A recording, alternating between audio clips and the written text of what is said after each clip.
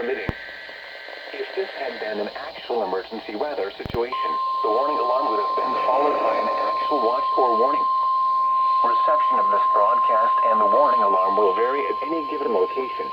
The preceding was a test of the normally more noticeable at greater distances from the transmitter, will occur even if you are using a quality receiver in perfect working order. To provide the most consistent warning service possible, the warning alarm will normally be activated for warnings in selected watches within a 40-mile radius of your transmitter. This area includes the following counties in the Atlanta listening area: Cherokee, Clayton, normally more noticeable at greater distances from the transmitter, will occur even if you are using a quality receiver in perfect working order. To provide the most consistent warning service possible, the warning alarm will normally be activated for warnings in selected watches within a 40-mile radius of E-Tenton.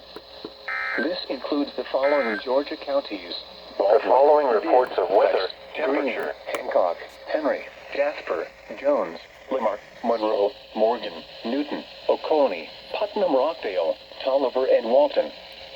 This concludes the weekly test of the warning alarm system. We now return to our normal weather broadcasting.